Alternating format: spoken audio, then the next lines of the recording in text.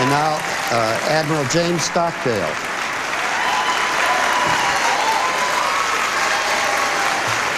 Admiral Stockdale, please. Thank you, sir. And Senator Albert Gore. Senator Gore. Senator Gore.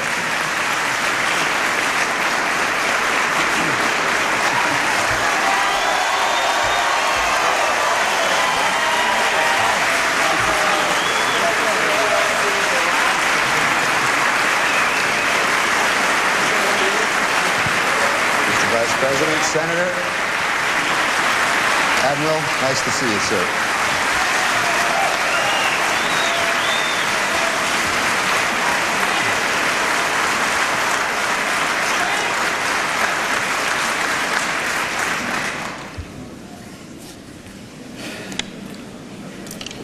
We have just about a minute before we go on air.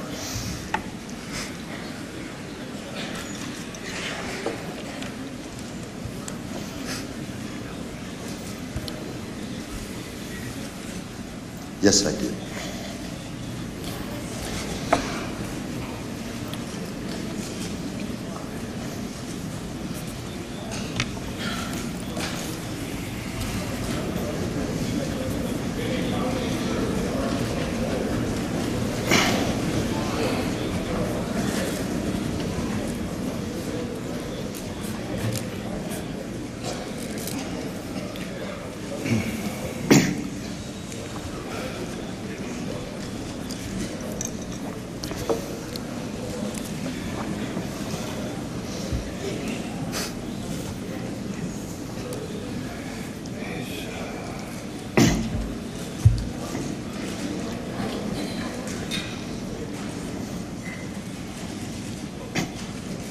Good evening from Atlanta, and welcome to the Vice Presidential Debate sponsored by the Nonpartisan Commission on Presidential Debates.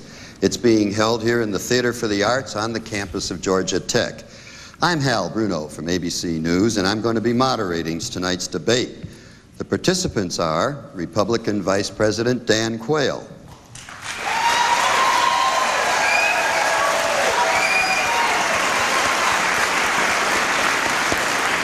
Democratic Senator Al Gore,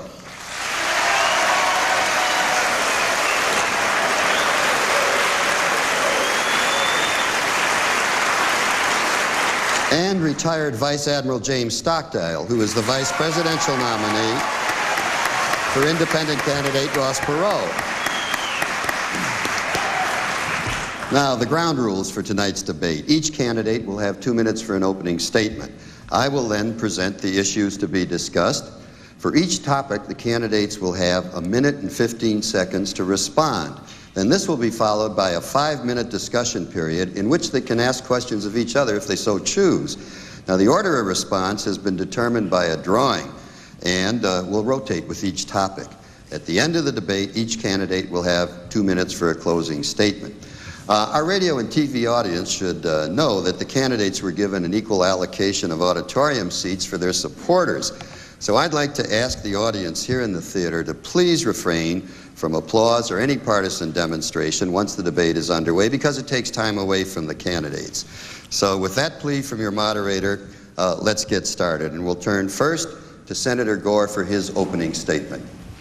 Good evening. It's great to be here in Atlanta for this debate, where America will be showcased to the world when the 1996 Olympics are put on right here. It's appropriate because, in a real sense, our discussion this evening will be about what kind of nation we want to be 4 years from now. It's also a pleasure to be with my two opponents this evening.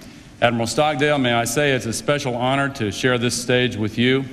Those of us who served in Vietnam looked at you as a national hero even before you were awarded the Congressional Medal of Honor.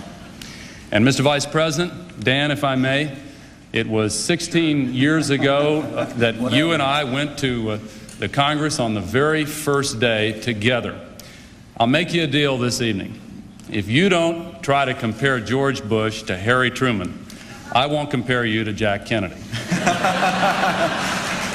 Do you remember the last time someone compared themselves to Jack Kennedy? Do you remember what they said? Harry Truman, it's worth remembering, assumed the presidency when Franklin Roosevelt died here in Georgia. Only one of many occasions when fate thrust a vice president into the Oval Office in a time of crisis. It's something to think about during the debate this evening. But our real discussion is going to be about change. Bill Clinton and I stand for change because we don't believe our nation can stand 4 more years of what we've had under George Bush and Dan Quayle. When the recession came, they were like a deer caught in the headlights, paralyzed into inaction, blinded to the suffering and pain of bankruptcies and people who are unemployed. We have an environmental crisis, a health insurance crisis, substandard education. It is time for a change. Bill Clinton and I want to get our country moving forward again, put our people back to work, and create a bright future for the United States of America. Thank you. Okay. The next statement will be from Vice President Quayle. Well, thank you, Senator Gore, for reminding me about my performance in the 1988 vice presidential debate. This is 1992. Bill Clinton is running against President George Bush. There are 2 things that I'm going to stress during this debate. One, Bill Clinton's economic plan and his agenda will make matters much, much worse. He will raise your taxes, he will increase spending, he will make government bigger, jobs will be lost. Second, Bill Clinton does not have the strength nor the character to be President of the United States. Let us look at the agendas. President Bush wants to hold the line on taxes. Bill Clinton wants to raise taxes. President Bush is for a balanced budget amendment. Bill Clinton is opposed to it. We want to reform the legal system because it's too costly. Bill Clinton wants the status quo. We want to reform the health care system. Bill Clinton wants to ration health care. Bill Clinton wants to empower government. We want to empower people. In St. Louis, Missouri, in June of this year, Bill Clinton said this: "America is the mockery of the world." He is wrong. At some time during these next 4 years, there is going to be a crisis. There will be an international crisis. I can't tell you where it's going to be. I can't even tell you the circumstances, but it will happen. We need a president who has the experience, who has been tested, who has the integrity and qualifications to handle the crisis. The president has been tested. The president has the integrity and the character. The choice is yours. You need to have a president you can trust. Can you really trust Bill Clinton? Admiral Stockdale, your opening statement, please, sir. Who am I? Why am I here?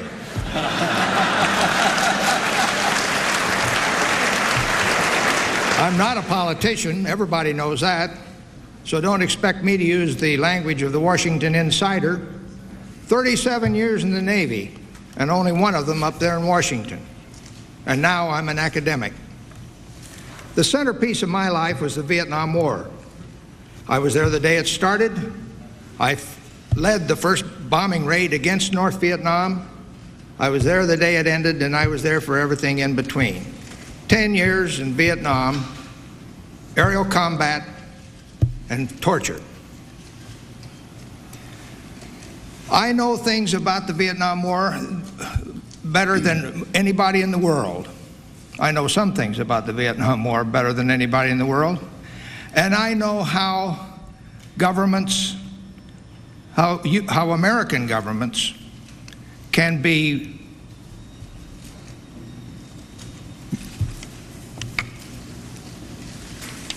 courageous and how they can be callow.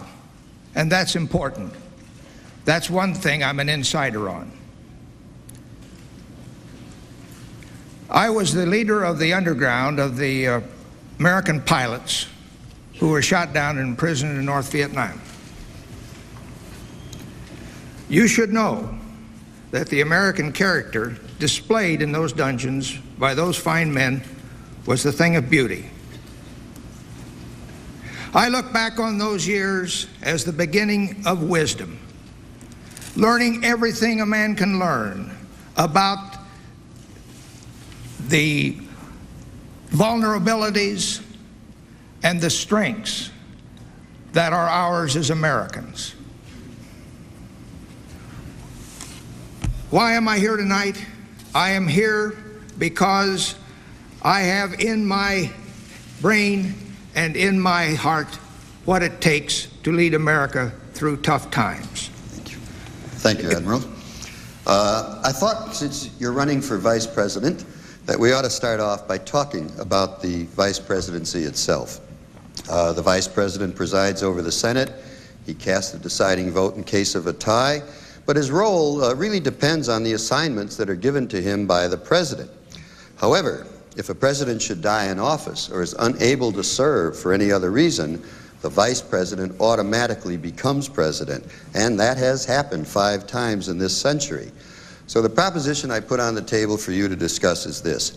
What role would each of you like to play as Vice President? What areas interest you? And what are your qualifications to serve as President if necessary? In the case of Vice President Quayle, who we're starting with, I suppose you tell us the role that you did play in the first term and what you'd like to do in the second term. Go ahead, sir. Well, then I won't give you that answer. Qualifications. I've been there, Hal. I've done the job. I've been tested. I've been Vice President for 4 years. Senator Gore referred to us being elected to the Congress together in 1976. I've done the job. I've done many things for the President. But even as Vice President, you never know exactly what your role is going to be from time to time. And let me just give you an example of where I was tested under fire and in a crisis. President Bush was flying to Malta in 1989 to meet with President Gorbachev. It was the first meeting between President Bush and President Gorbachev. They had known each other before. A coup broke out in the Philippines. I had to go to the Situation Room. I had to assemble the President's advisors. I talked to President Aquino. I made the recommendation to the President. The President made the decision. The coup was suppressed. Democracy continued in the Philippines. The situation was ended. I've been there, and I'll tell you one other thing that qualifies you for being President, and it's this, Hal. You got to stand up for what you believe in. And nobody has ever criticized me for not having strong beliefs. Admiral Stockdale. My association with Mr. Perot is a very personal one. And as I have stood in and finally taken his running mate position, he has granted me total autonomy. I don't take advantage of it, but I am sure that he would make me a partner in decisions, in making decisions about the way to handle health care, the way to get this economy back on its feet again, in every way. I have not had the experience of these gentlemen, but to be any more specific, but I know I have his trust, and I intend to act in a way to keep that situation alive. Thank you. Senator Gore. Bill Clinton understands the meaning of the words teamwork and partnership. If we're successful in our efforts to gain your trust and lead this nation, we will work together to put our country back on the right track again. The experience that George Bush and Dan Quayle have been talking about includes the worst economic performance since the Great Depression. Unemployment is up, personal income is down, bankruptcies are up, housing starts are down. How long can we continue with trickle-down economics when the record of failure is so abundantly clear?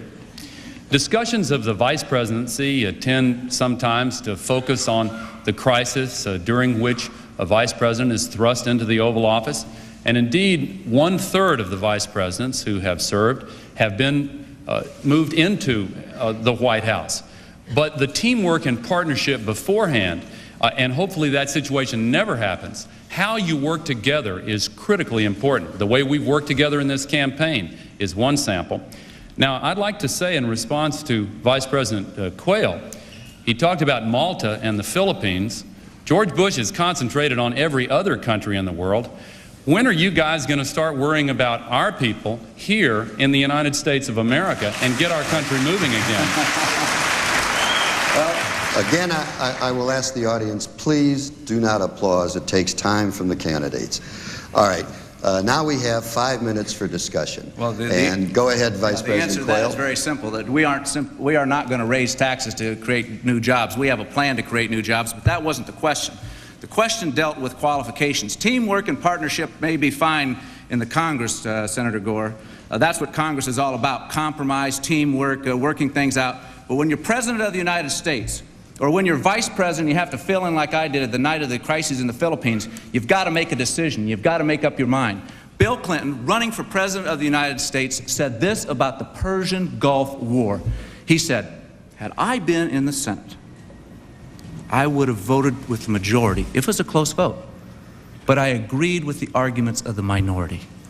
You can't have it both ways. You have to make a decision. You cannot sit there in an international crisis and sit there and say, well, on one hand, this is okay, and on the other hand, this is okay. You've got to make the decision. President Bush has made the decisions. He's been tested. He's got the experience. He's got the qualification. He's got the integrity to be our president for the next 4 years. Admiral Stockdale, it's your turn to respond next, and then Senator Gore will have his chance to respond. Okay, I thought this was just an open session, this five-minute thing, and I didn't have anything to add to his, but I will. Well, I'll jump in if you don't. I thought anyone could jump in whenever they wanted to. Okay, whatever pleases you, gentlemen, is fine with me. I'll let y'all figure out. But I want Admiral Stockdale's time. This is not the Senate. This is not the Senate where you can trade off time. Go ahead, I'll Senator let y'all Gore. figure out the rules. I've got some points that I want to make here, and I still haven't gotten an answer to my question on when you guys are going to start worrying about this country. But I want to elaborate on it before. Why doesn't the Democratic Congress pass the President's Jobs Bill? Let him I was say very his thoughts, and patient then you in can come in. letting you get off that string of attacks. We've been listening to trickle-down economics for 12 years now, and y'all still support trickle-down to the very last drop. And you know, talking about this point of concentrating on every other country in the world as opposed to the people of our country right here at home, when George Bush took former Secretary of State Baker out of the State Department and put him in charge of the campaign and made him Chief of Staff in the White House, Mr. Baker, who's quite a capable man, said that for these last 4 years, George Bush was working on the problems of the rest of the world, and in the next 4 years, he would target America. Well, I want you to know we really appreciate that, but Bill Clinton and I will target America from day one. We won't wait 4 years before we concentrate on the problems in this country. He went on to say that it's really amazing what George Bush can do when he concentrates. Well, it's time that we had a president like Bill Clinton who can concentrate and will concentrate and work on the problems of real people in this country. You know, our country is in trouble. We simply cannot continue with this philosophy of giving huge tax cuts to the very wealthy, raising taxes on middle-income families the way Bush and Quayle have done, and then waiting for it to work. How much longer will it take, Dan, for trickle-down economics to work in your theory? Well, we're going to have plenty of time to talk about trickle-down government, which you're for. Well, I'd like to hear the answer. But the question is, which you have failed to address, and that is, why is Bill Clinton qualified to be President of the United States? You've talked about Jim Baker. You've talked about trickle-down economics. You've talked about the worst economy in 50 years. You haven't told us one reason why Bill Clinton is qualified to be President of the United States. I'll be happy to. I want to go back and make a point. Well, you've asked me a question. If you don't answer my question, I will answer yours. I've made a statement. I have not asked a question. I've made a statement that you have not told us why Bill Clinton is qualified to be President of the United States. I pointed out what he said about the Persian Gulf War. But let me repeat it for you. Here's what he said, Senator. You know full well what he said. You want me to answer your question? I'm making a statement, then you can answer it. All right. Can we give Admiral Stockdale a chance to come in here, please? And again, audience. Here's what he said. If the vote, this is the Persian Gulf War, the most important event in his political lifetime. And here's what Bill Clinton says. If it's a close vote, I'd vote with the majority. Right. Let's give Admiral Stockdale a chance to come in. That qualifies you for being President of the United States. I hope America is listening very closely to this debate tonight. And I think America is seeing right now the reason this nation is in gridlock.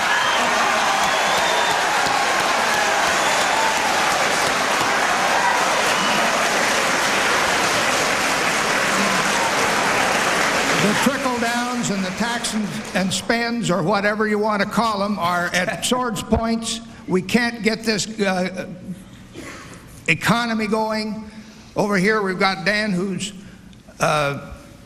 president is going to take 8 years to balance the budget. And on my left, the senator whose boss is going to get it halfway balanced in 4 years. Ross Perot has got a plan to balance the budget 5 years in length from start to finish. And we're people of the non-professional category who are just sick of this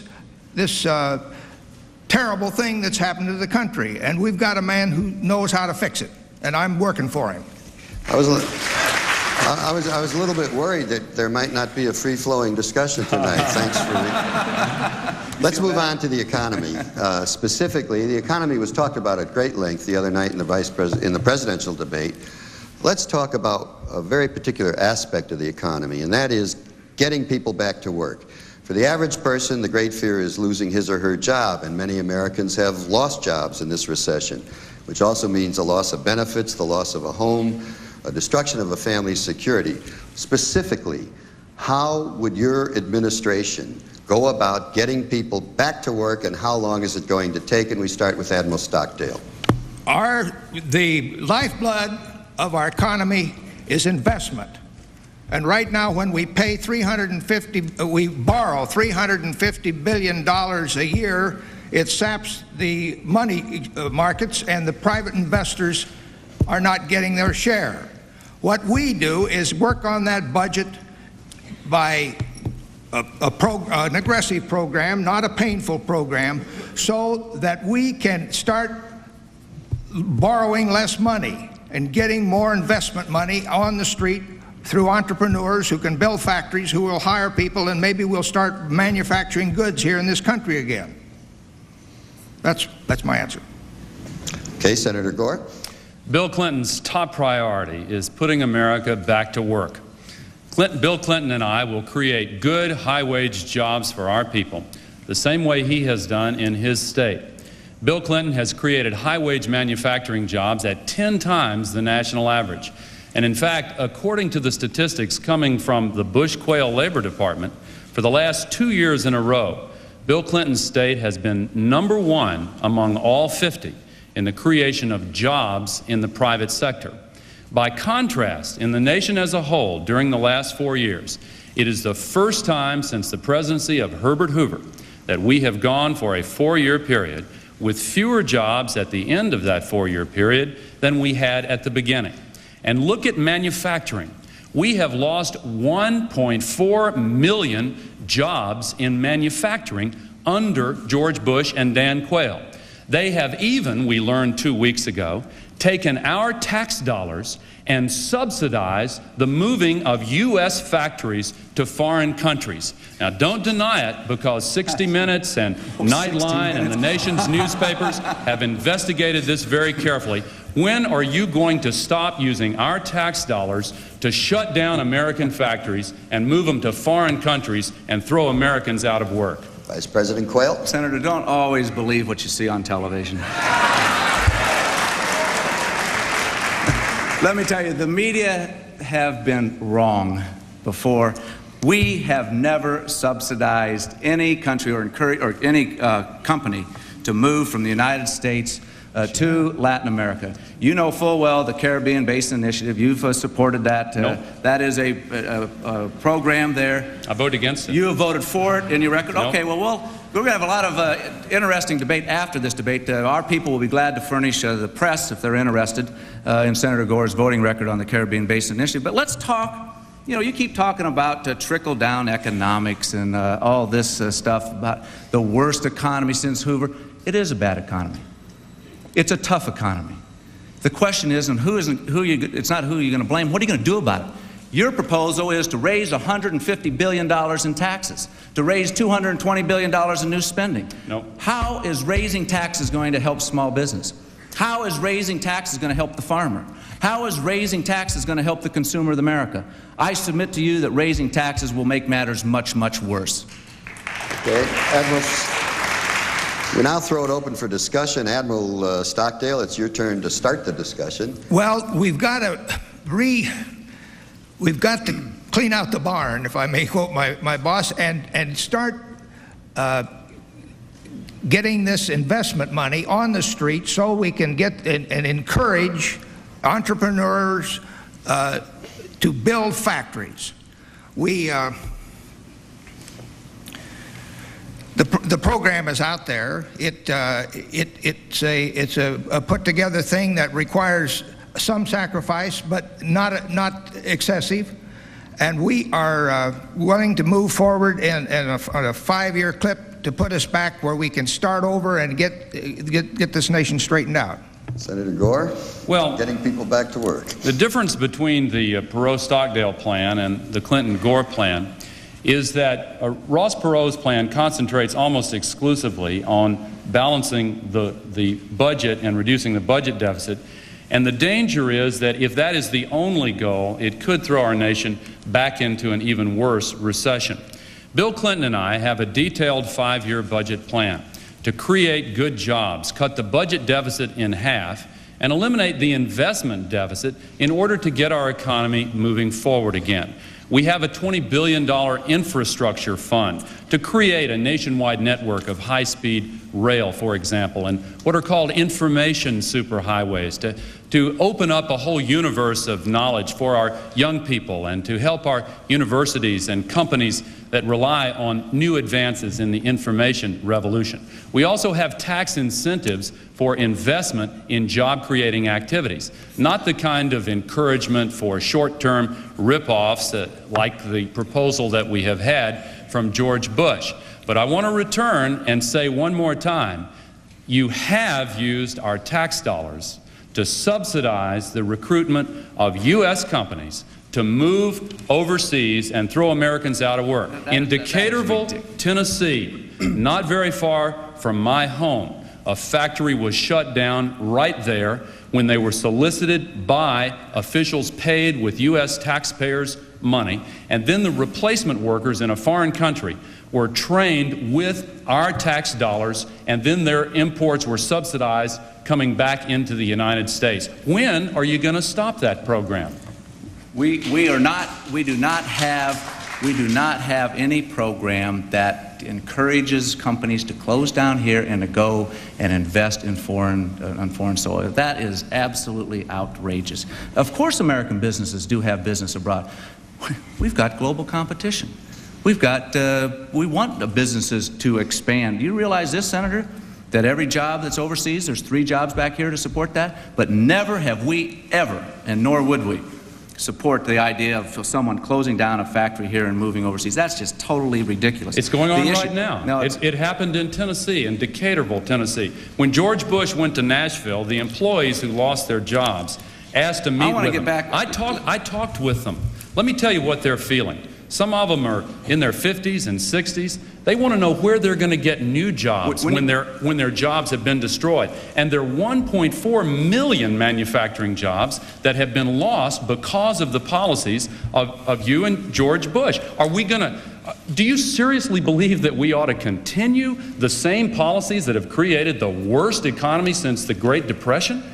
I hope that when you talk to those people, you said, and the first thing that Bill Clinton and I are going to do is raise $150 billion in new taxes. You've got that wrong, too. And the first, that is part of your plan, $150 billion in new taxes? Well, you're going to disavow your plan. Listen, what we're proposing... You know what you're doing? You know what you're doing? You're pulling a Clinton.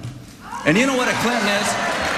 And you know what a Clinton is? A Clinton is what he says one thing one day and another thing the next day. You try to have both sides of the issues. The fact of the matter is that you are proposing $150 billion in new taxes. No. And I hope that you talk to the people in Tennessee and told them that you're going to have new taxes. You can say it all you want, but it doesn't make it true. I hope you talked to them about you were going to increase spending at $220 billion.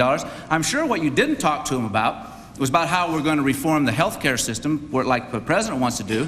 He wants to go out and to reform the health care system so that every American will have available to them affordable health insurance. I'm sure one other thing that you didn't talk to him about, Senator, and that is legal reform. Because your position on legal reform is the status quo. And yet you talk about foreign competition.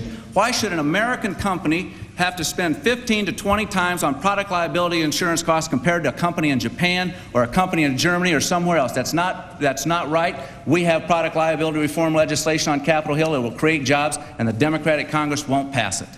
Okay. I think it's time to move on to our next topic. All three of you gentlemen have some expertise in defense and the armed forces. Vice President Quayle and Senator Gore both served on the Senate Armed Services Committee. Admiral Stockdale, of course, has a very distinguished military career. With the end of the Cold War, everyone agrees that there's going to be major cuts. They're already started in the defense budget. But this country has a long history of neglecting its military needs in peacetime, then paying for it with heavy casualties when we're caught unprepared. How much of a defense cut is safe? What happens to the people who are forced to leave the military services, or if they lose their jobs because they're working in defense industries? I think we start with Senator Gore this time. Bill Clinton and I support a strong national defense. He and I have both fought for change within the Democratic Party as well as within the country. In the aftermath of the Cold War, the definition of strong national defense has obviously changed somewhat. For example, George Bush wants to maintain at least 150,000 American soldiers in Europe, even though World War II ended 50 years ago. Bill Clinton and I agree with so many military experts who believe that it is time for the Europeans, who are so much wealthier now and more powerful than they were at the end of World War II, to start picking up a little more of that tab themselves and not rely so exclusively on the United States taxpayers for the defense of Europe. We believe that we can make savings in our defense budget and at the same time improve our national security. Now, for those who are affected by the cutbacks, whether they come from George Bush or Bill Clinton and me, the difference is Bill Clinton and I have a defense conversion program so that those who won the Cold War will not be left out in the cold. We want to put them to work, building an infrastructure and an economy here in this country for the 90s and the next century. Vice President Quayle. We won the Cold War because we invested in national security. We won the Cold War because we invested in our military. We didn't win we won the Cold War because America had the political will and made the right decisions. Yes, we can make the cuts in defense, and we have. Bill Clinton wants to cut defense another $60 billion. I'd say to the defense workers in California and elsewhere, $60 billion defense cut is going to cut a lot of jobs out. Yes, we are making a conversion, and we can go to a civil space rather than having a defense or the defense industry. Well, let me say this. We would not have won the Cold War if we had listened to Senator Gore and his crowd and had supported a nuclear freeze. If you would have supported that attitude, we would not have won the Cold War.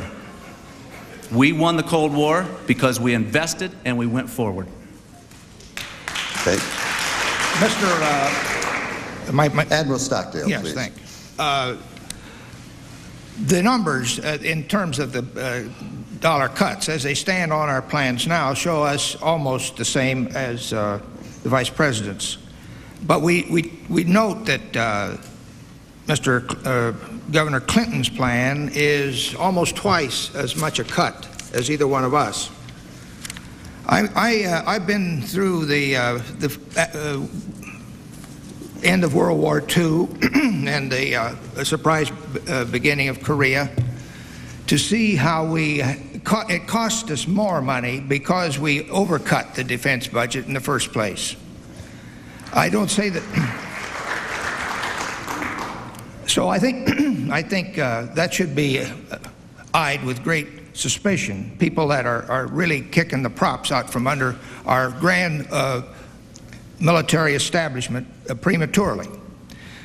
Now, there's other differences between the Perot approach and what we see up here on either side of me, and that has to do with we want to focus our interests, economic and military, more to the Pacific. We figure that we are generally going along with any sort of a troop removal from Europe. So that's still another face of this puzzle. Okay, Senator Gore, would you like to start the discussion period on this topic? I'd like to respond first to you, Admiral Stockdale. Under the details of our 5-year budget plan, we do propose more in defense cuts than George Bush and Dan Quayle, but only 5% more. Admiral Crow, who I think was one of your classmates in Annapolis, yes, I've known him has endorsed the military portions of our plan, even though he was the chairman of the Joint Chiefs under George Bush. And John White has endorsed the economic aspects of our plan, even though I believe he was the architect of Ross Perot's economic plan. Now, when I heard George Bush say at the convention in Houston that when he heard the phrase, "we won the Cold War," it made him wonder who the "we" was. Well, I want to tell you, President Bush, the "we" is the people of the United States of America. This wasn't a partisan victory that came suddenly a few months after you took the oath of office.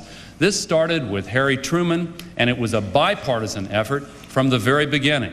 George Bush taking credit for the Berlin Wall coming down is like the rooster taking credit for the sunrise. Now, and I want to add one other thing, because in the debate a few nights ago, I think President Bush made a very serious misstatement of fact in response to Ross Perot. It was a kind of a little lecture he gave to Ross Perot when he said, "Those SS-18s are gone, Ross. That's done." He reached a deal with Boris Yeltsin to completely remove them so we can all sleep safely without any fear tonight. But you know what? They thought they were going to get that deal, but when he took the person in charge of the negotiations out of the State Department and put him in charge of the re-election campaign, the deal unraveled, and now there is no start to deal at all. In fact, there are serious problems.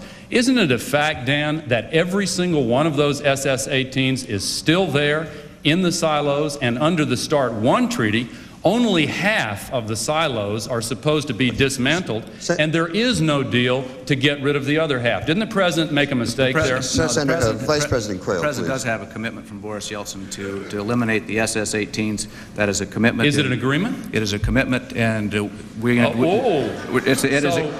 Well, let's talk about. Well, he said let's talk about. Let him talk, Senator. Just lighten up here, Al. Go ahead. Let's talk about getting agreements. You know, the President of the United States doesn't just negotiate with your friends in Congress. The President of the United States deals on the international scene. He's got to deal with the President of Russia. He's got to deal with the Chancellor of Germany, Prime Minister of Britain, President of France, Prime Minister of Japan. He's got to deal with a whole host of leaders around the world. And the leaders sit down and they will negotiate and they will come to agreements with people that they trust. And this is a fundamental problem with Bill Clinton, is trust and character. It is not the issue of how he avoided military service 20-some years ago. It's the fact. It's the fact that he does not tell the truth about it. He first said he didn't get an induction notice, then we find out that he did. He said he didn't have an ROTC slot, then we find out he did. He said he didn't use Senator Fulbright's office for special influence, then we find out that he did. These are inconsistencies. Bill Clinton has trouble telling the truth, and he will have a very difficult time dealing with somebody like President Yeltsin or Chancellor Kohl or Prime Minister Major or President Mitterrand, because truth and integrity are prerequisites to being President of the United States. I want to respond to that.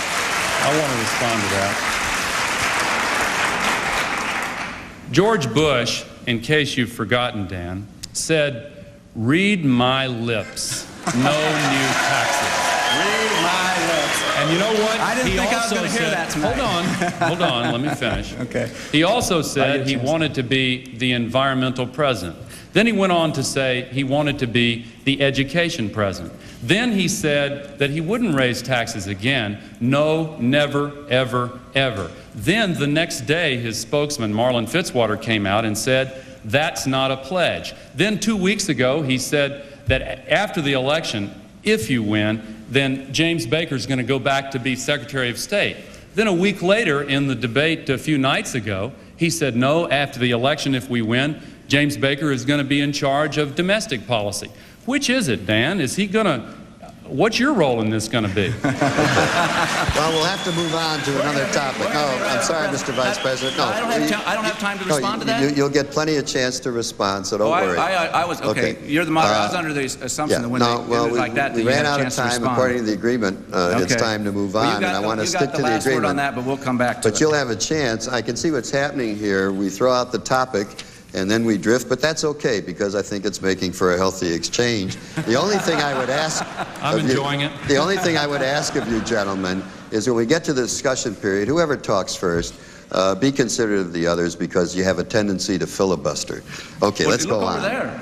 Okay. I'm not pointing any fingers. Let's talk about the environment. We'll get away from controversy. Everyone wants a safe and clean environment, but there's an ongoing conflict between environmental protection and the need for economic growth and jobs. So the point I throw out on the table is, how do you resolve this conflict between protection of the environment and growth and jobs? And why has it taken so long to deal with basic problems such as toxic waste dumps, clean air, and clean water?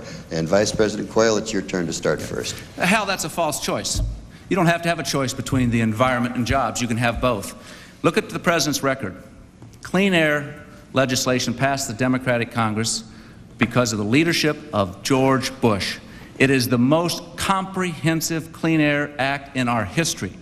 We are firmly behind preserving our environment, and we have a good record with which to stand.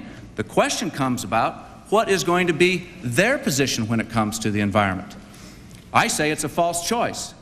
You ought to ask somebody in Michigan, a UAW worker in Michigan, if they're thinking increasing the CAFE standards, the fuel economy standards to 45 miles a gallon is a good idea. 300,000 people out of work. You ought to talk to the timber people in the Northwest, where they say that, well, we can only save the oil, forget about jobs. You ought to talk to the coal miners. They're talking about putting a coal tax on. They're talking a tax on utilities, a tax on gasoline, home heating oil, all sorts of taxes. No, Hal, the choice isn't the environment and jobs. With the right policies, prudent policies, we can have both. Admiral Stockdale. I read Senator Gore's book about environment, and I don't see how he could possibly pay for his proposals in today's economic climate. The Marshall Plan of Environment and so forth. And also, I'm told by some experts that the things that he fears most may not be all that dangerous, according to some scientists. You can overdo, I'm told, environmental cleaning up. If you purify the pond, the water lilies die. I love this planet and I want it to stay here, but I don't like to have it the private property of fanatics that want to overdo this thing.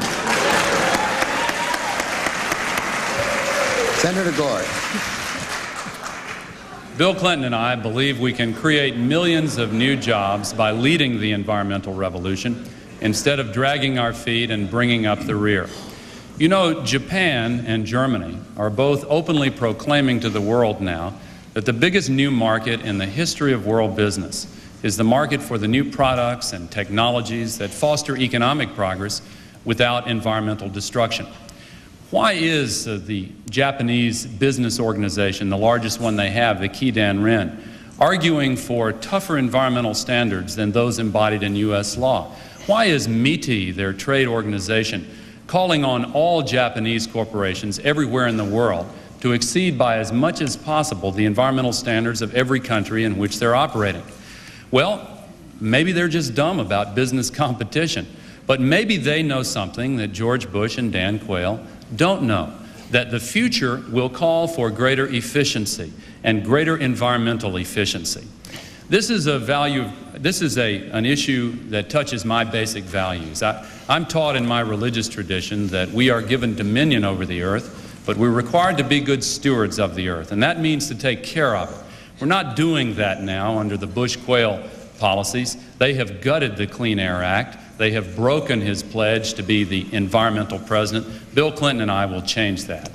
Okay, discussion period now.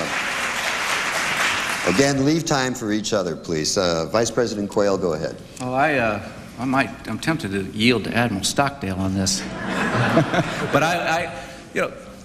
the fact of the matter is that one of the proposals that Senator Gore has suggested is to have the taxpayers of America spend $100 billion a year on environmental projects in foreign countries. Just not foreign true. aid. Well, Just Senator, not true. it's in your book on It's page not. 304. No, it's not. It is No, it's there. not. It is No, in it's your not. book. You know, Hal, I wanted to bring the Gore book tonight because I figured he was going to pull a Bill Clinton on me, and he has, because he's going to disavow what's in his book. It's in your book. No. It comes out to $100 billion of foreign aid for environmental projects. Let's give him Now, a chance to answer. How are we going to pay for it? How are we going to pay for an extra $100 billion of the taxpayers' money for this? Dan, I appreciate you reading my book very much, but you've got it wrong. No, I've got There's it no right. such proposal. There is no such. Okay, well, we'll May- find is- we'll Let find him out talk, afterwards. Mr. Vice President. Let the senator talk. Go ahead.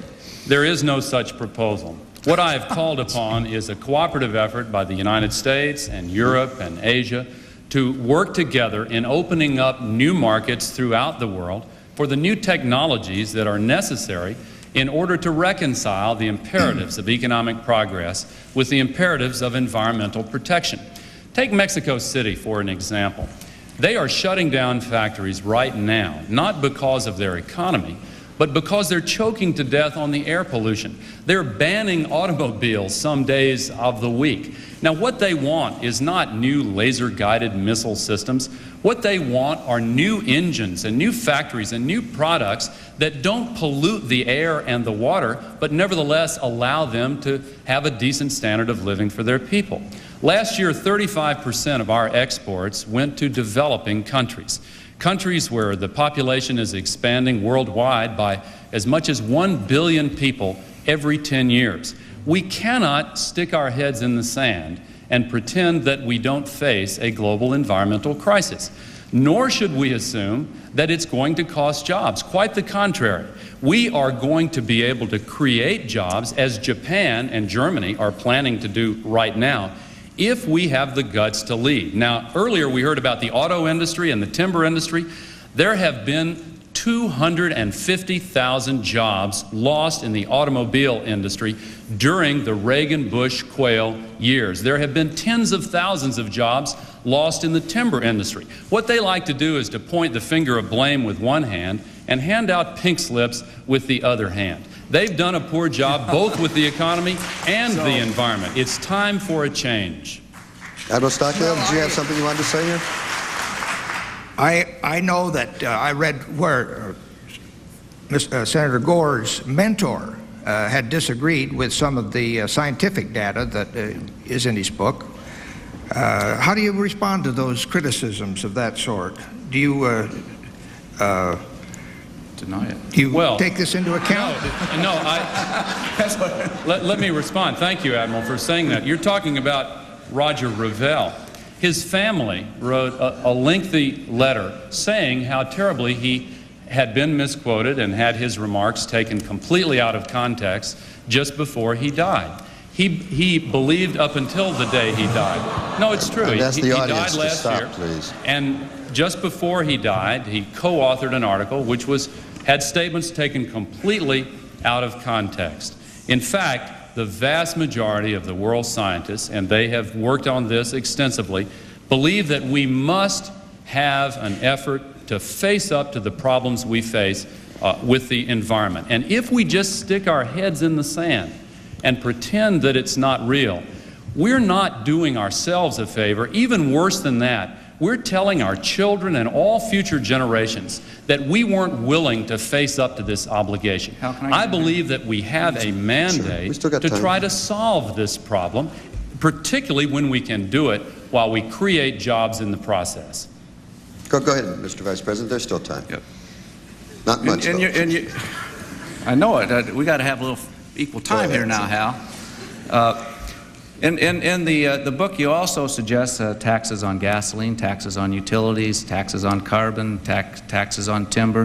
There's a whole host of taxes, and I don't believe raising taxes is the way to solve our environmental problems. And you talk about the bad situation in the auto industry. You seem to say that the answer is, well, I'll just make it that much worse by increasing the CAFE standards. Yes, the auto industry is hurting. It's been hurting for a long time. And increasing the CAFE standards to 45 miles per gallon, like you and Bill Clinton are suggesting, will put, as I said, 300,000 people out of work. Okay, let's move on now. I would like to remind the audience of one thing. Trying to stop you from applauding may be a lost cause. I didn't say anything about hissing, but I do think it is discourteous, and there's no call for that, and it reflects badly on the candidate you're supporting, so let's knock that off. Let's go on to health care. Health care protection has become a necessity of life in our society, yet millions of Americans are not insured, and the cost of medical treatment is practically out of control. How do you propose to control these costs, and how are you going to provide access to health care for every American? Let's see, whose turn is it to go now? I think it's Admiral Stockdale's turn to go first. Go ahead. Well, we have excellent technical health care, but we don't administer it very well. And the escalating costs top any other budget danger on the horizon, I think. And what Mr. Perot has suggested is that we try to look at the incentives that are in our current way of doing business are what are killing us. There's no incentive for a hypochondriac not to go to Medicare every day. There is no incentive for a doctor to curtail the expensive tests because he's under threat of malpractice lawyers. And so we just have a web of wrong way incentives that has to be changed by some people who are in the medical profession and some other crafty people who know how to write contracts to change incentives or get the incentives situation under control. Senator Gore. Bill Clinton and I believe that if a criminal has the right to a lawyer, every American family ought to have the right to see a doctor of their own choosing when they need to see a doctor. There are almost 40 million Americans who work full-time today and yet have no health insurance whatsoever. We are proposing to change that, not with a government-run plan, not with new taxes, but with a new approach called managed competition. We are going to provide a standard health insurance package provided by private insurance companies and eliminate the duplication and red tape and overlap, and we're going to have cost controls to eliminate the unnecessary procedures that are costing so much money today. There was a bipartisan commission, evenly divided between Republicans and Democrats, who looked at our plan and the Bush-Quayle proposal. They said ours will save tens of billions of dollars and cover every American. The Bush proposal, by contrast, will cost us tens of billions and still leave Americans uninsured. But what I want to know is, why has George Bush waited for 3.5 years during this health insurance crisis before finally coming out with a proposal just before the election, and he still hasn't introduced it in Congress? Why the long wait, Dan? Mr. Vice President? Al, President Bush has had his health care reform agenda on the Capitol Hill for 8 months. He's had parts of it up there for years. You talk about increasing costs that the President has had on Capitol Hill, medical malpractice reform legislation for several years. Defensive medicine and health care today costs $20.7 billion. Defensive medicine defined as testing and treatment that is only necessary in case of a lawsuit. Wouldn't that be nice to take $20.7 billion that we're putting into our legal system and put it to preventive health care or women's health care or something else besides trial lawyers? But no, you don't want to reform the health care system to drive down costs through medical malpractice. What you're doing, you are talking about a government program. Your program is to ration health care. You said in your statement to see a doctor when you want to see a doctor. When you start rationing health care, there's going to be a waiting line to see a doctor unless it's an emergency. Remember when we rationed energy in this country? Waiting lines at the gasoline stations. The same thing would happen when you ration health care. The President's proposal deals with tax credits, deductions, and purchasing health care in the private sector and making health care affordable and available to every single American. Admiral Stockdale, would you like to start the discussion period? Well, I'm out of ammunition on this. Well, let me talk then, because I've got a couple of things that I want to say. Go ahead, Senator. we still didn't get an answer to the question of why George Bush waited for 3.5 years didn't wait for during 3.5 the years. national I did answer health the question. insurance crisis before he even made a proposal, and it still hasn't been submitted to Congress in the form of legislation. I also want to respond to the question about malpractice. Do you know which state has the lowest malpractice premiums in the entire country? Bill Clinton's Arkansas does, partly because he has passed reform measures limiting the time during which malpractice suits can be filed. In fact, tort claims generally have fallen 10% under Bill Clinton there. But you know, that's not the reason for this health insurance crisis. The reason is we've had absolutely no leadership. Let me tell you about a friend of mine named Mitch Philpott from Marietta, Georgia, not far from here, who Tipper and I met with his family in Johns Hopkins Hospital. Their son Brett was in the bed next to our son, and they couldn't pay their medical bills. They used to live in Atlanta, but they lost their house. And while they were there, both Mitch and his wife lost their jobs because they could not get unpaid leave. We passed legislation to give family leave under circumstances like that, exempting small business.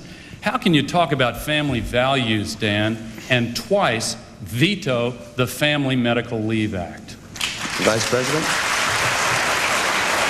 Pass our Family Leave Act, and because it goes to small businesses, where the major problem is your proposal excluded small business. That's the problem. Now let me talk about health care. Did you require it? Did you require it? My turn.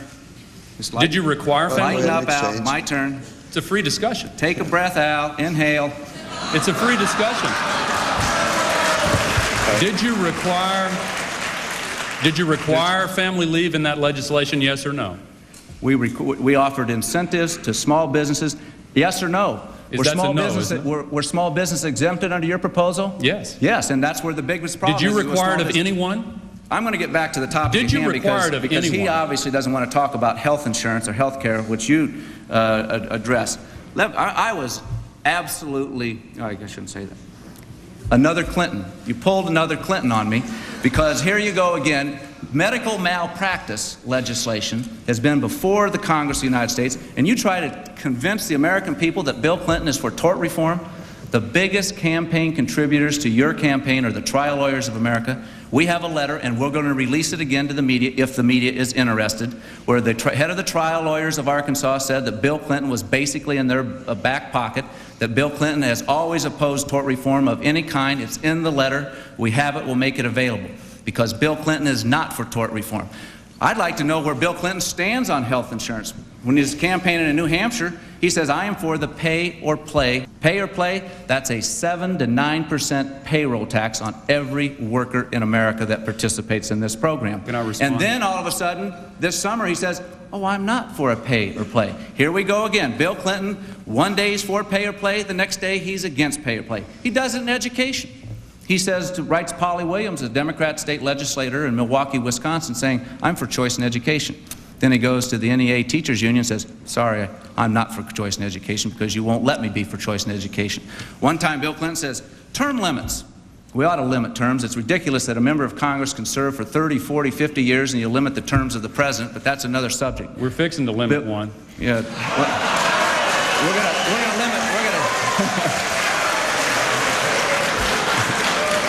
It's not going to be mine. It's going to be people like you and Kennedy and Metzenbaum and George Mitchell and the rest of that Democratic Congress on Capitol Hill. That's who we're talking about, and that's who the American people, in case, as you well know, you've got term limits for a president. You don't have term limits for Congress, and I think it's absolutely ridiculous that we don't. I want to respond to some of this. Here goes Bill Clinton again. He says, well, term limits, that's an interesting idea. I think I might be in favor of that. Then his Democratic friends in Congress say, no, Bill, you can't be for that. You know, Bill Clinton has trouble telling the truth. I want to respond to some of this. You have to tell the truth. I want to respond, if I might. Go ahead, Senator, quickly. You know, in response to my question before that long laundry list, he said that they had their own family leave proposal. It was just like the proposal of your party back when Social Security was first proposed. You said, we're for it as long as it's voluntary.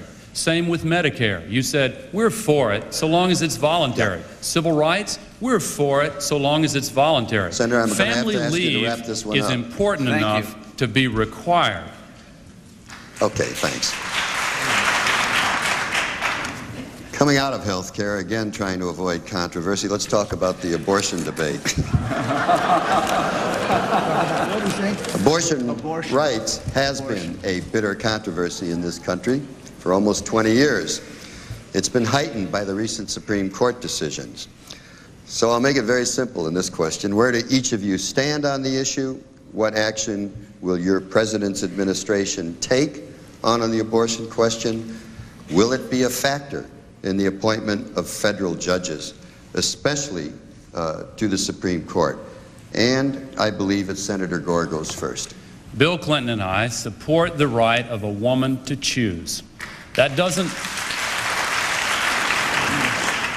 mean we're pro-abortion. In fact, we believe there are way too many abortions in this country, and the way to reduce them is by reducing the number of unwanted pregnancies, not vetoing family planning legislation the way George Bush has consistently done.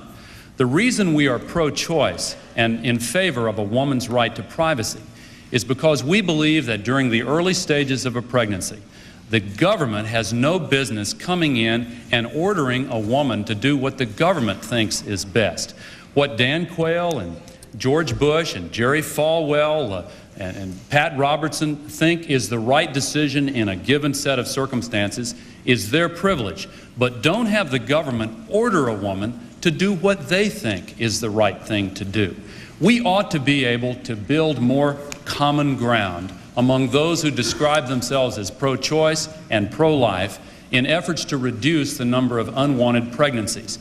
But Dan, you can clear this up very simply by repeating after me, I support the right of a woman to choose. Can you say that? Vice President Quayle, your turn. Yeah. This issue is an issue that divides Americans deeply. I happen to be pro-life. I have been pro-life for my 16 years in public life. My objective and the President's objective is to try to reduce abortions in this country. We have 1.6 million abortions. We have more abortions in Washington, D.C. than we do live births. Why shouldn't we have more reflection upon the issue before the decision of abortion is made? I would hope that we would agree upon that, something like a 24-hour waiting period, parental notification. I was in Los Angeles recently, and I talked to a woman who told me that she had an abortion when she was 17 years of age. And looking back on that, she said it was a mistake. And she said, I wished at that time that I was going through this difficult time, that I had counseling to talk about the post-abortion trauma and talk about adoption rather than abortion.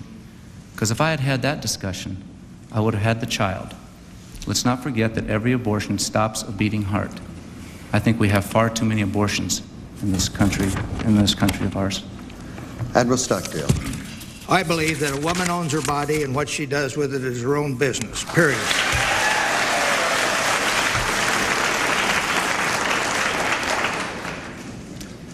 Period. That's it.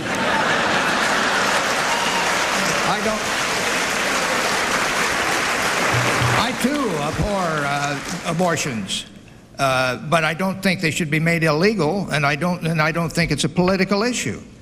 I think it's a privacy issue.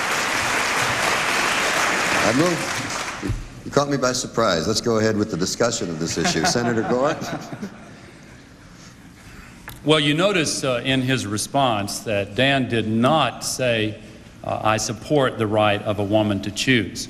That is because he and George Bush have turned over their party to Pat Buchanan and Phyllis Schlafly, who have ordered them to endorse a platform which makes all abortions illegal under any circumstances, regardless of what has led to that decision by a woman.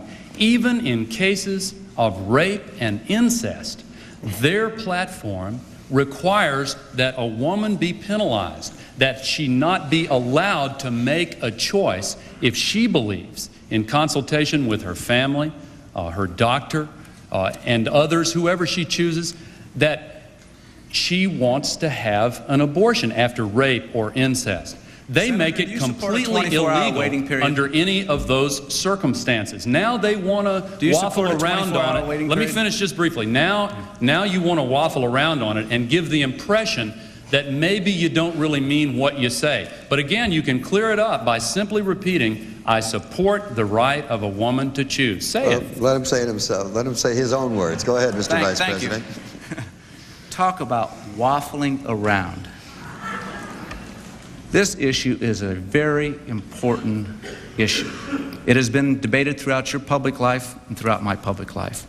And one thing that I don't think that is wise to do, and that is to change your position. At one time, and most of the time in the House of Representatives, you had a pro-life position. Simply not in true. 1987, you wrote a letter, and we'll pass this out to the Simply media not too. true. You wrote a letter saying that you oppose taxpayer funding of abortion. Bill Clinton has the same type of a record. In some circumstances. No, we're going to qualify it now. And I still do. And Bill Clinton, when he was governor of Arkansas, also worked with the Right to Life people and supported Right to Life positions, and now he has changed. Talk about waffling around. This is the typical type of Clinton response, even on the issue like abortion. He's on both sides of the issue. Take the NAFTA agreement. Oh, wait a minute. Let's stick How to long did he abortion, have to Mr. just Vice wait I to know you decide want to about change the NAFTA subject, agreement? Dan, but let's stay on this one for a while. How long did he have to wait, or how quickly did he change his position on education? He changes his position all the time. Let's stay with this issue Bill for a Clinton while. has trouble telling the truth. Okay. The Now- 3 words he fears most. Does anybody have any in the view English about the language. appointment of Tell judges the on this? truth. Yeah, I want to talk about this because the question was not about free trade or education. The question was about. You're Let the me one that now brought let up the you issue talk. of waffling. Dan, and he has I'll waffled let on the you abortion talk. issue. Let me talk now. It's going to be a long evening if you're like this now because. No, it's Yeah, not. Let's get don't on with it. change the Gentlemen, let's get subject. on with Don't it. Go change ahead. the subject because what you have Answer my what questions you have then. done. Answer my questions. On the 24-hour waiting period, do you support that? I have had Do you the same support that? position on abortion in favor of a woman's right to choose. Do you support a woman's right to choose? Do you support or a not? 24-hour You're waiting period to still have reflection? you're Talk still about avoiding the the question. Now, wait a minute. Let me tell you why this is so important. There are millions of women in this country who passionately believe in the right of a woman to privacy, and they want to stack the Supreme Court with justices who will take away the right to privacy. Make no mistake about it, that is their agenda, and if you support them, don't be surprised that that is exactly what they want to do, and that is why Dan Quayle refuses to say this evening that he supports the right of a woman to choose.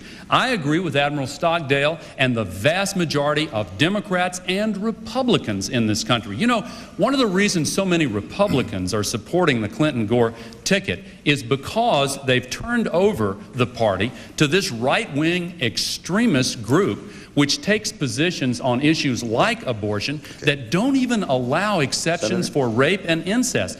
Again, can't you just say you support the right of a woman to choose? Can we give Admiral Stockdale a chance to jump in here if he wants to or if he dares to? I would like to get in.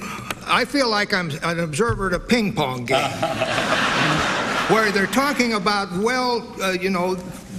they're expert professional politicians that massage these intricate plots and know every nuance to them. And meantime, we're facing a desperate situation in our economy. I've seen the cost of living double in my lifetime. A new granddaughter was born in my family, my granddaughter, 3 weeks ago.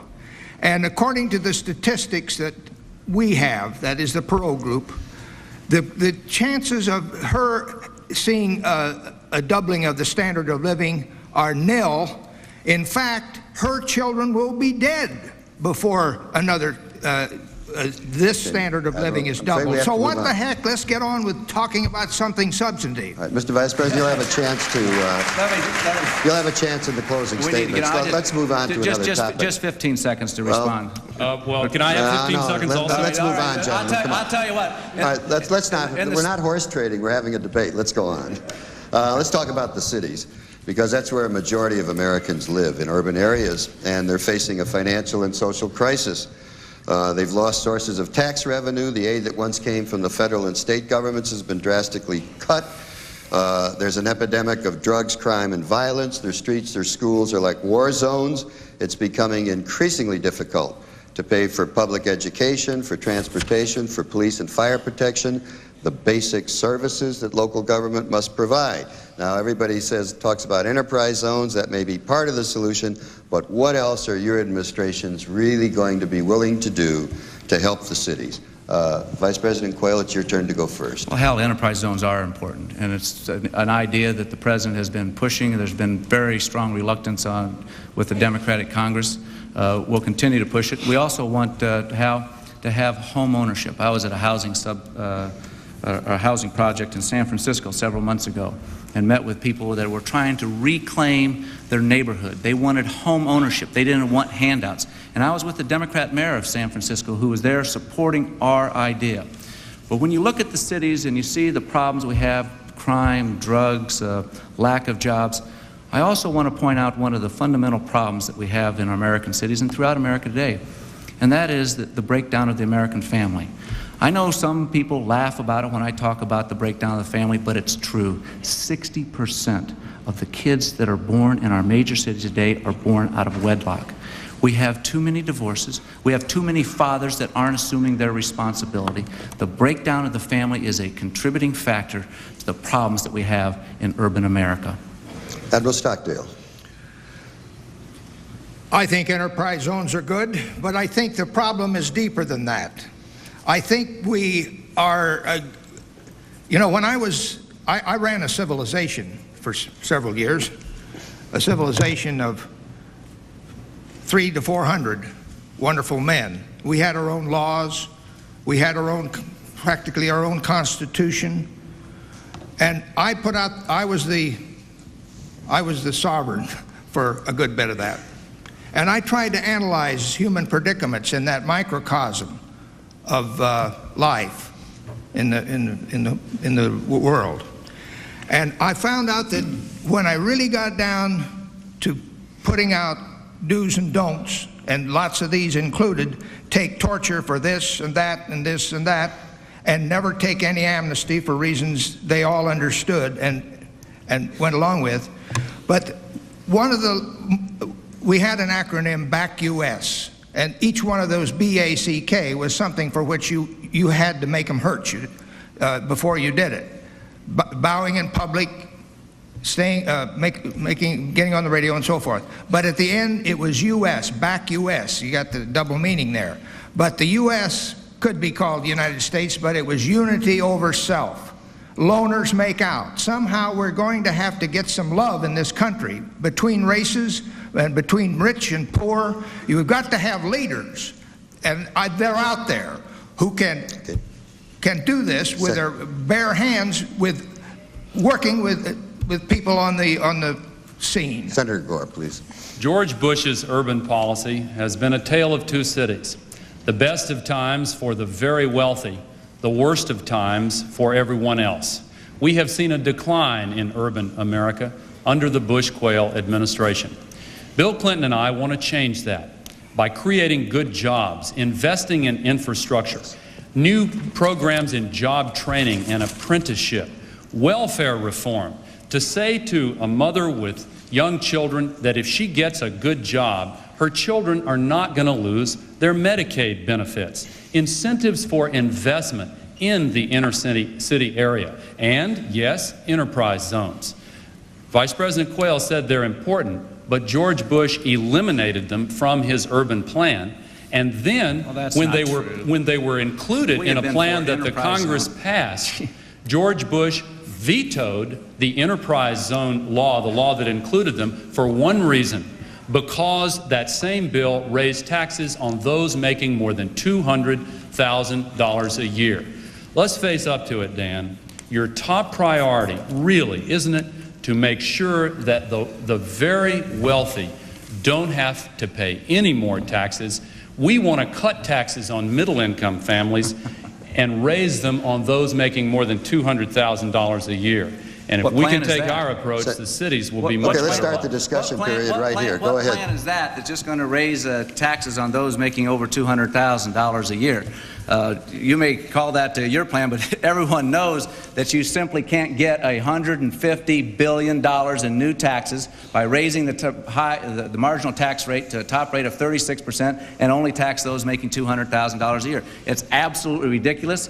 The top 2%, which you refer to, that gets you down to $64,000. Then you have about a $40 billion shortfall. That gets you down to $36,000 a year. Everybody making more than $36,000 a year will have their taxes increased if Bill Clinton is president of the United States. And I don't know how you're going to go to urban America and say that raising taxes is good for you. I don't know how you're going to go to urban America and say, well, the best thing that we want to, or the best thing that we can offer is simply to raise taxes again. This is nothing more than a tax and spend a platform. We've seen it before. It doesn't work.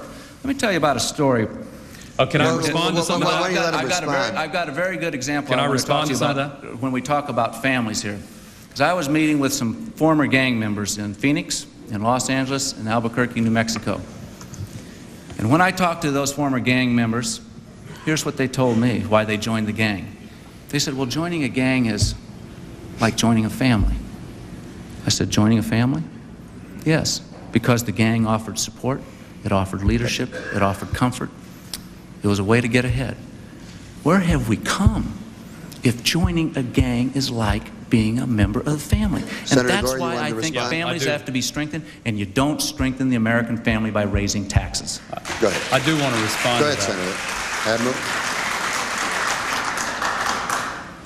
Admiral. George Bush and Dan Quayle want to protect the very wealthy. That is the group that has gotten all of the tax cuts under the Bush-Quayle administration.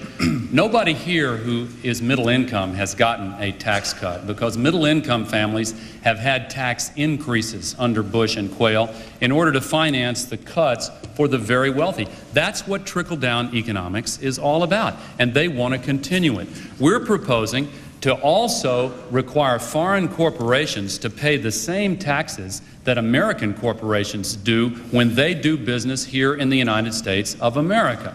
George Bush has not been willing to enforce the laws and collect those taxes. We want to close that loophole and raise more money in that way. And when you talk about, excuse me? Stick to the cities. All right.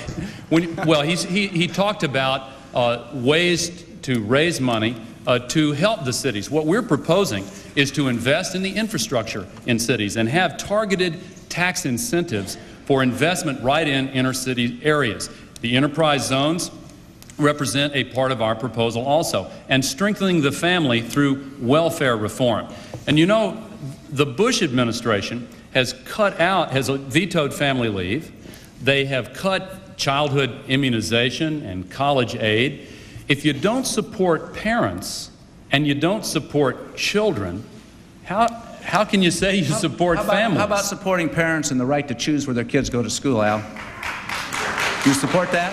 Let the parents, do you want me to answer? Public or private schools? Want me to answer? Choice. We support the public school choice to go to any public school of your choice. What we don't support, and listen to what they're proposing, to take U.S. taxpayer dollars and subsidize private schools. Now, I'm all for private schools, but to use taxpayer dollars when the people who get these little vouchers often won't be able to afford the private school anyway, and the private school is not under any obligation to admit them, that is a ripoff of the U.S. taxpayer. This is a very important issue. Choice in education is a very important issue. And he said that he was not for choosing to, giving the parents the right to choose to send their kids to public schools. But it's okay for the wealthy to choose to send their kids to private schools, but it's not okay for the middle class and the working poor to choose where they want to send their kids to school. I think that it's time that all parents in America have a right to choose where they send their kids to school to get an education. Admiral Stockdale, would you like to have the last word in this period? I come down on the side of freedom of school choice. And there's a lot of misunderstandings that I've heard here tonight that I may have the answer to. Starting in, for the last almost a decade, we've worried about our schools officially through Washington, and the president had a meeting of all the governors, and then they tried the conventional fixes for schools, that is to increase the certification of requirements for the teachers, to lengthen the school day, to lengthen the school year. Nothing, this is a very brief overview of the thing, but nothing happened. And it's time to change the school structure. In schools, bureaucracy is bad and autonomy is good. The only good schools we have are those run Okay. by talented principals and devoted teachers. And they're running their own show. How many times have I thrived? You know, the best thing I had when I ran that civilization, it succeeded, and it's a landmark. The best thing I had going for me was I had no contact with Washington for all those years.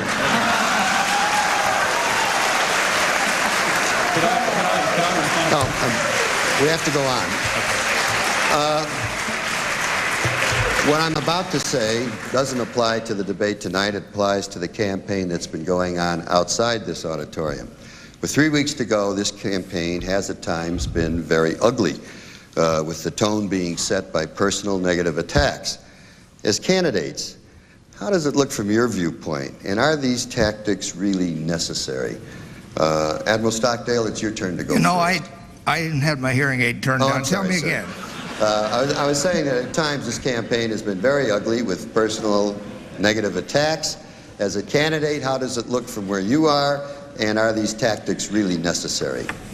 Nasty attacks. Well, I think there is a case to be made for putting emphasis on character over these issues that we have been batting back and forth and have a life of their own. Sure, you have to know where you're going with your government, but character is the big variable in the success. Character of the leaders is the big variable in the success, long-term success of an administration. I went to a friend of mine in New York some years ago, and he was the president of a major network, TV network, and he said, you know, I think we have messed up this election process. It was an election year by stressing that putting out the dogma that issues are the thing to talk about, not character. He said, I felt so strongly about this, I went back and read the Lincoln-Douglas debates. Read those debates. How do they come down? Douglas is all character. He knows all of the little stinky numbers these guys do.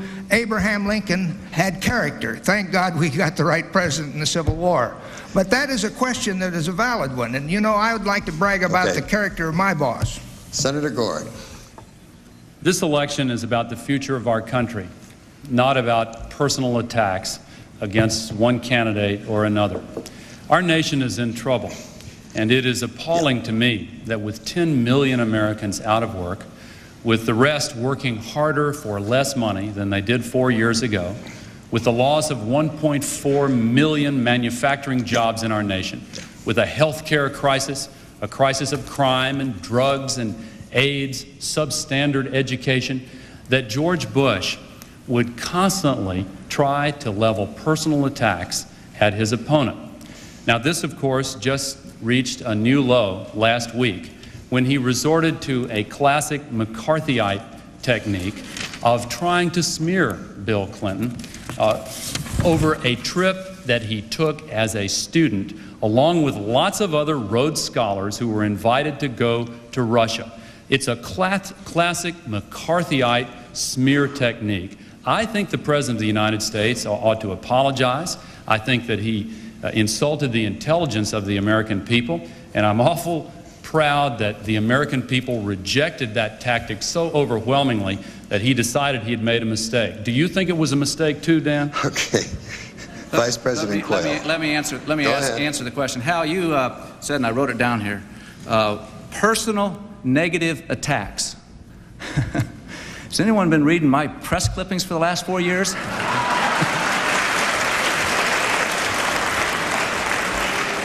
But I agree with one thing with Senator Gore, and that is that we ought to look to the future. And the future is who's going to be the next president of the United States. And is it a negative attack and a personal attack to point out that Bill Clinton simply has trouble telling the truth? He said that he didn't organize, or he didn't even demonstrate. He told the people in Arkansas in 1978. Then we found out he organized demonstrations. You know, I don't care whether he demonstrated or didn't demonstrate. The question is, tell the truth. Just tell us the truth.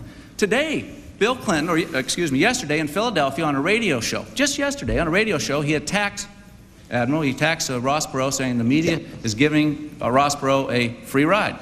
The press asked him when the Klieg lights are on, said, "What do you mean by Ross Perot getting a free ride?" And he says, "I didn't say that at all." I mean, you can't have it both ways. No, I don't think that is a personal attack.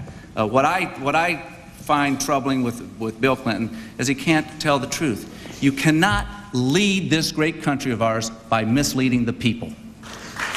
Gentlemen, the control room advises me that in order to have time for your closing statements, which we certainly want, there simply is not going to be time for a discussion period on this particular topic. So let's go to the closing statements. You have 2 minutes each, and we'll start with Admiral Stockdale. I think the best justification for getting Ross Perot in the race again and to stay is that we're seeing this kind of chit-chat back and forth about issues that don't concentrate on where our grandchildren are going, with the living standards of our children and grandchildren. He is, as I've read in more than one article, a revolutionary. He's got plans out there that are going to double the speed at which this budget problem is being cared for. It was asked how, if we would squeeze down so fast that we would strangle the economy in the process. That is an art to follow all those variables and know when to let up and to nurse this economy back together with pulls and pushes. And that there's no better man in the world to do that than that old artist Ross Perot. And so I think that my closing statement is that I think I'm in a room with people that aren't living the life of reality. The world the United States is in deep trouble. We've got to have somebody that can get up there and bring out the fire hoses and get it stopped. And that's what we're about in the Perot campaign. Thank you. Senator Gore, your closing statement, sir. 3 weeks from today, our nation will make a fateful decision. We can continue traveling the road we have been on, which has led to higher unemployment and worse economic times, or we can reach out for change. If we choose change, it will require us to reach down inside ourselves to find the courage to take a new direction. Sometimes it seems deceptively easy to continue with the old habits even when they're no longer good for us. Trickle-down economics simply does not work. We have had an increase in all of the things that should be decreasing. Everything that should have been increasing has been going down. We have got to change direction. Bill Clinton offers a new approach. He has been named by the other 49 governors, Republicans and Democrats alike, as the best and most effective governor in the entire United States of America. He's moved 17,000 people off the welfare rolls and onto payrolls. He has introduced innovations in health care and education. And again, he has led the nation for the last 2 years in a row in the creation of jobs in the private sector. Isn't it time for a new approach, a new generation of ideas and leadership to put our nation's people first and to get our economy moving again? We simply cannot stand to continue with this failed approach that is no good for us. Ultimately, it is a choice between hope and fear, a choice between the future and the past. It is time to reach out for a better nation. We are bigger than George Bush has told us we are as a nation, and we have a much brighter future. Give us a chance. With your help, we'll change this country, and we can't wait to get started.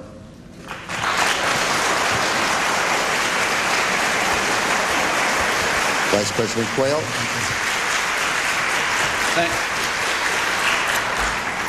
Thank you, Hal. I'd like to use this closing statement to talk to you about a few people that I've met in these last 4 years. Think of a woman in Chicago when I was talking to parents about education, where she stood up and said, "I'm sick and tired of these schools in this city being nothing but a factory for failure." And that's why we support choice in education. I was in Beaumont, Texas, and met with small business people, and they wanted to reform the civil justice system because they think our legal system costs too much and there's too much of a delay in getting an answer. I was in Middletown, Ohio, talking to a welfare woman where she said, I want to go back to work, and I had a job offered to me, but I'm not going to take it because I have 2 children at home, and the job that is offered to me doesn't have health insurance. Under President Bush's health care reform package, that woman won't have to make a choice about going back to work or health care for her children, because she'll have both. I was in Vilnius, Lithuania, Independence Square, speaking to 10,000 people in the middle of winter. Hundreds of people came up to me and said, "God bless America." Yes, in the next 4 years, as I said, somewhere, sometime, there's going to be a crisis.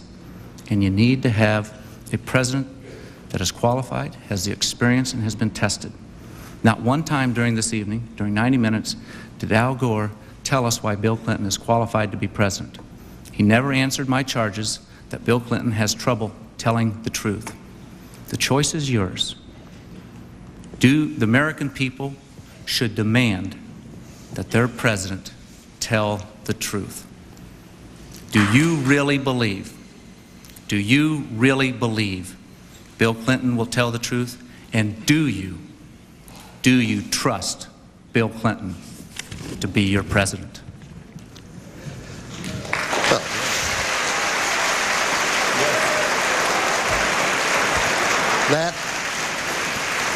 That concludes this vice presidential debate.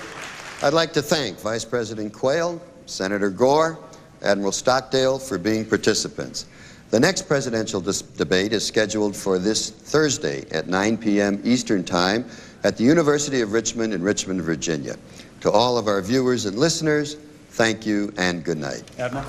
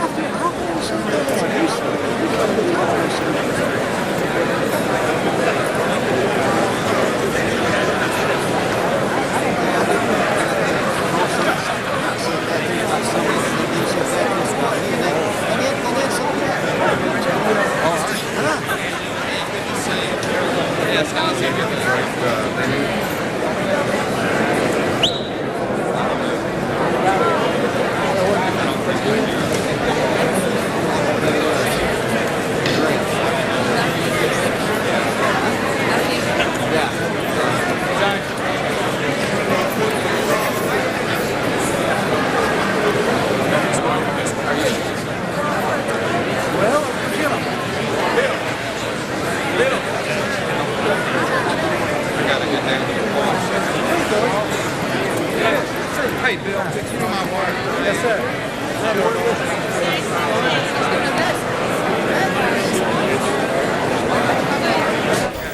C-SPAN 2's live coverage from Atlanta